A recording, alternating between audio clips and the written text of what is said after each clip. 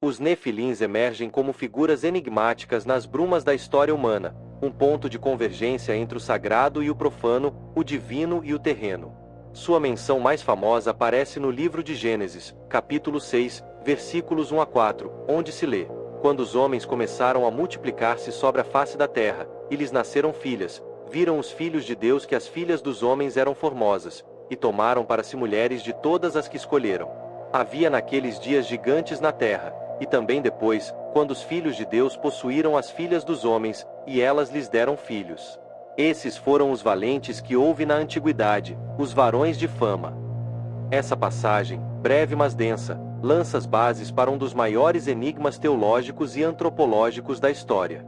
Mas quem eram os Nefilins? A palavra hebraica Nefilim é frequentemente traduzida como gigantes, derivada do verbo nafal, que significa cair. Isso sugere múltiplas interpretações. Seriam eles os caídos, seres de origem celestial que desceram à terra, ou simplesmente aqueles que fazem os outros cair, devido à sua força e poder? A Septuaginta, tradução grega do Antigo Testamento, optou por gigantes, influenciando séculos de exegese cristã.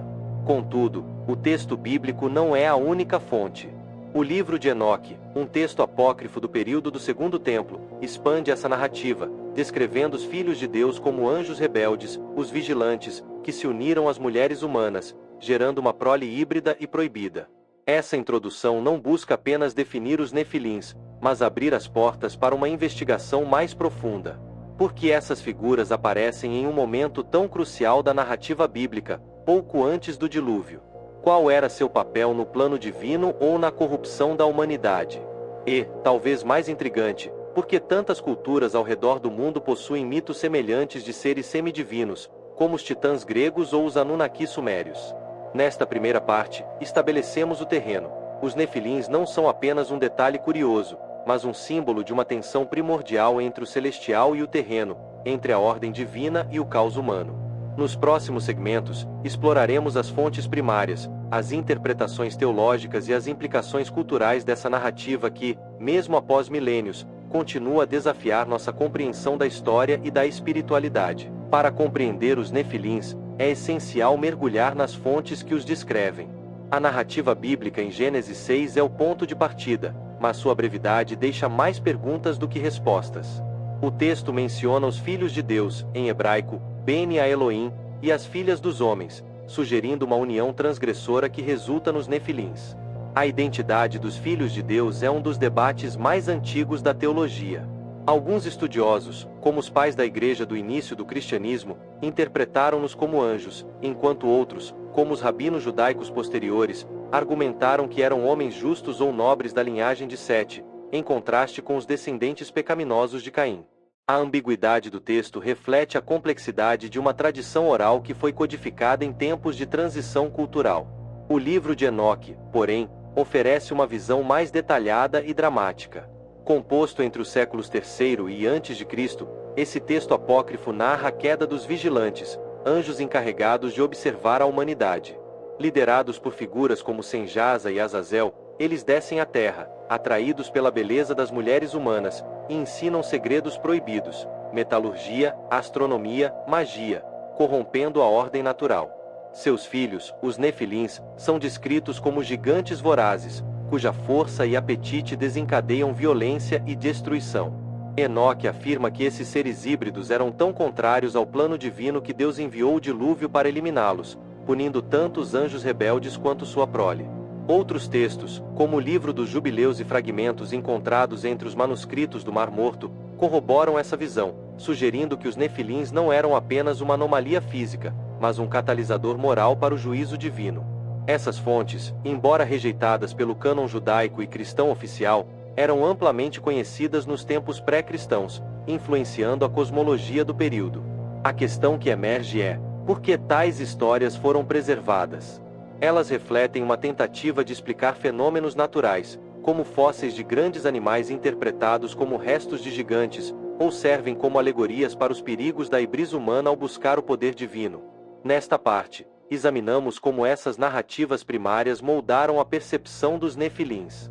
Elas não são apenas relíquias literárias, mas janelas para uma mentalidade antiga que via o mundo como um campo de batalha entre forças espirituais e materiais. Na próxima sessão, analisaremos as interpretações teológicas que tentaram dar sentido a esses relatos. A identidade dos Nefilins e seus progenitores, os filhos de Deus, gerou séculos de debate teológico, dividindo estudiosos em campos distintos. A interpretação mais antiga e influente, defendida por pensadores como Justino Mártir e Tertuliano no início do cristianismo, identifica os filhos de Deus como anjos caídos. Essa visão, baseada no livro de Enoque, enxerga os Nefilins como resultado de uma transgressão cósmica, seres espirituais violando os limites estabelecidos por Deus ao se unirem fisicamente com humanos. A narrativa implica uma corrupção não apenas moral, mas ontológica, pois os Nefilins, como híbridos, desafiavam a separação entre o divino e o mortal. Para esses teólogos, o dilúvio foi uma resposta necessária para restaurar a ordem divina. No entanto, essa interpretação angelical enfrentou resistência. A partir do século IV, com figuras como Agostinho de Hipona, surgiu uma visão alternativa. Os filhos de Deus seriam humanos da linhagem piedosa de Sete, enquanto as filhas dos homens pertenciam à descendência corrupta de Caim. Essa leitura, adotada por muitos rabinos judaicos e teólogos cristãos posteriores, rejeita a ideia de anjos procriando, argumentando que tais seres, por sua natureza espiritual, não possuem capacidade física para tal ato. Os Nefilins, nesse caso, seriam gigantes no sentido metafórico, homens poderosos ou tiranos cuja fama derivava de feitos extraordinários, não de origem sobrenatural. Uma terceira perspectiva, menos comum mas notável, sugere uma abordagem mitológica. Alguns estudiosos modernos, como Hermann Gunkel, propõem que Gênesis 6 preserva vestígios de mitos mais antigos do Oriente Próximo, adaptados ao monoteísmo israelita. Paralelos com os Anunnaki da Mesopotâmia ou os Titãs da Grécia indicam que os Nefilins podem ter sido uma tentativa de explicar a existência de heróis ou seres excepcionais em um passado remoto. Aqui, o texto bíblico não seria histórico, mas simbólico, refletindo preocupações culturais sobre poder, moralidade e a relação entre o humano e o divino. Cada interpretação carrega implicações profundas. A visão angelical enfatiza a fragilidade da criação diante de forças espirituais, a humana, a responsabilidade moral dos indivíduos, e a mitológica, a universalidade de certas ideias. Qualquer que seja a verdade, os Nefilins permanecem um espelho das inquietudes teológicas de cada era. Na próxima parte, exploraremos as descrições físicas e o impacto cultural dessas figuras enigmáticas. A imagem dos Nefilins como gigantes domina a imaginação coletiva, mas o que sabemos sobre sua aparência e comportamento? O texto de Gênesis é lacônico, chamando-os apenas de valentes e varões de fama, enquanto Números 13:33 os associa aos Anaquins, uma raça de gigantes temida pelos espiões israelitas. É o livro de Enoque, porém, que pinta um retrato vívido. Esses seres teriam alturas colossais, até 300 covados, cerca de 135 metros, segundo medidas antigas, com força descomunal e apetites insaciáveis. Eles não apenas dominavam os homens, mas consumiam recursos naturais até a exaustão, levando a humanidade à beira do colapso.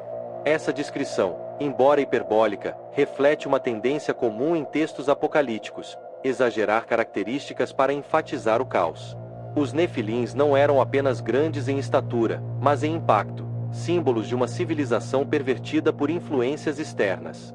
Outras tradições, como os fragmentos de Cura, os descrevem como guerreiros temidos, cujos espíritos, após a morte, tornaram-se demônios errantes, uma ideia que ecoa em lendas medievais sobre espectros vingativos.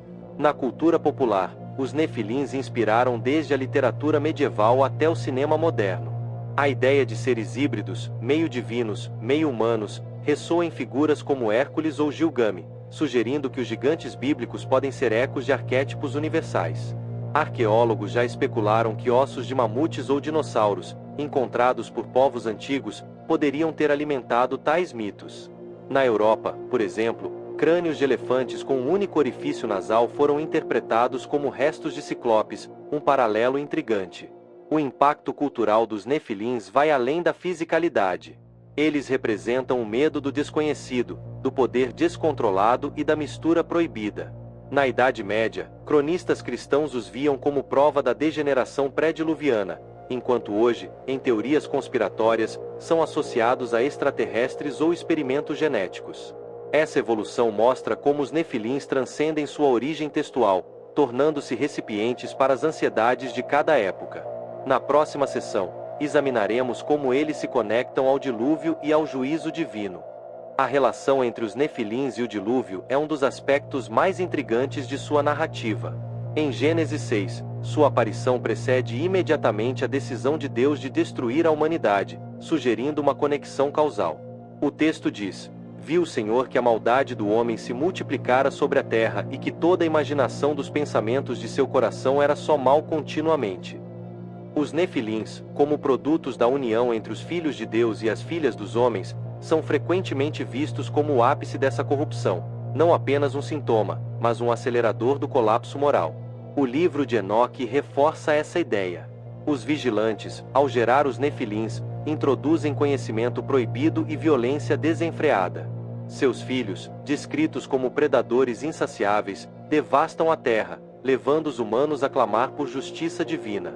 O dilúvio, nesse contexto, não é apenas um castigo à humanidade, mas uma purificação radical para erradicar essa linhagem híbrida e restaurar a ordem.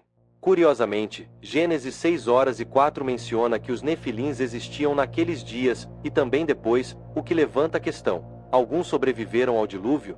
A referência aos anaquins em número sugere que sim, ou que a memória deles persistiu como um eco cultural. Teologicamente, o dilúvio destaca a gravidade da transgressão representada pelos nefilins. Se os filhos de Deus eram anjos, sua rebelião desafiava a soberania divina. Se eram humanos, a culpa recaía sobre a ibris da humanidade. Em ambos os casos, os nefilins simbolizam uma ruptura irreparável, justificando uma intervenção cataclísmica. Alguns estudiosos veem nisso uma alegoria, o dilúvio como metáfora para a necessidade de renovação após a corrupção atingir um ponto irreversível. Fora da tradição judaico-cristã, mitos de inundações aparecem em diversas culturas, da epopeia de Gilgame ao relato grego de Deucalião, muitas vezes ligados a seres extraordinários ou divinos. Isso sugere que os nefilins podem ser parte de uma memória coletiva mais ampla, adaptada às crenças monoteístas de Israel. Na próxima e última parte, refletiremos sobre o legado contemporâneo dos nefilins e seu significado hoje. Os nefilins, apesar de suas origens em textos antigos, continuam a exercer fascínio no imaginário moderno. Sua presença em Gênesis e em escritos apócrifos como o livro de Enoque transcende a mera curiosidade histórica, tornando-se um símbolo maleável que reflete as inquietudes de cada era. Na antiguidade, eles eram a explicação para um mundo caótico à beira da destruição. Na Idade Média, prova da intervenção divina contra a perversão. E hoje, matéria-prima para especulações que vão da arqueologia alternativa a teorias da conspiração. No século XX, a descoberta de esqueletos humanos incomumente grandes, como os encontrados em Lovelock Cave, Nevada, reacendeu o interesse nos nefilins. Embora a ciência os atribua a variações naturais ou erros de interpretação, entusiastas os conectam aos gigantes bíblicos, muitas vezes associando-os a narrativas sobre civilizações perdidas ou intervenções extraterrestres. Autores como Erich von Däniken popularizaram a ideia de que os filhos de Deus poderiam ser visitantes de outros mundos, uma leitura que, embora especulativa, demonstra como os nefilins se adaptam às cosmovisões contemporâneas. Na cultura pop, filmes, livros e jogos frequentemente retratam os nefilins como guerreiros imponentes ou vilões trágicos, explorando sua dualidade como seres entre o divino e o humano. Essa reinvenção reflete uma tendência mais ampla. Os nefilins não são apenas relíquias do passado, mas espelhos das nossas próprias questões sobre identidade, poder e moralidade. Eles nos desafiam a perguntar: o que significa ultrapassar os limites do que é permitido? E quais são as consequências de desafiar a ordem estabelecida? Teologicamente, os nefilins permanecem um enigma. Representam a fragilidade da criação ou a inevitabilidade do conflito entre o espiritual e o material. Seja como anjos caídos, homens excepcionais ou ecos de mitos antigos, seu legado é um convite à reflexão. Em um mundo onde a ciência e a espiritualidade frequentemente colidem, os nefilins nos lembram que algumas perguntas resistem ao tempo, exigindo que confrontemos o mistério de nossas origens e o peso de nossas escolhas. Assim, encerramos esta jornada, não com respostas definitivas, mas com a certeza de que os nefilins, como sombras do passado, continuarão a nos provocar e inspirar.